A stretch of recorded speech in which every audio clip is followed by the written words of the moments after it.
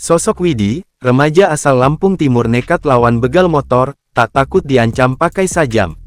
Sosok Widi, 17, seorang ABG asal Lampung Timur tengah menjadi sorotan usai viral aksi nekatnya melawan pelaku begal.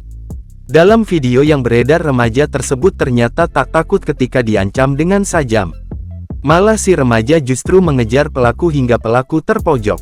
Aksi nekat korban begal motor menangkap pelaku di Lampung Timur menjadi viral Rabu tanggal 3 Januari tahun 2024.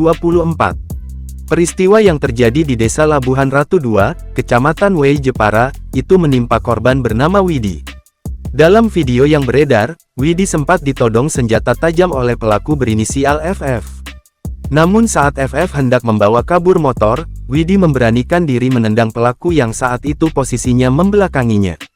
Sontak pelaku terjungkal dan jatuh. Widi segera berteriak minta tolong dan FF pun berhasil diringkus.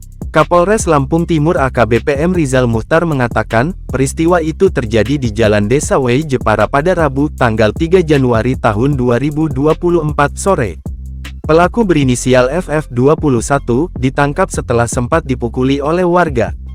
Peristiwa di video itu terjadi saat pelaku FF kabur setelah mencuri sepeda motor milik korban, kata Rizal dihubungi dari Bandar Lampung, Jumat tanggal 5 Januari tahun 2024 sore.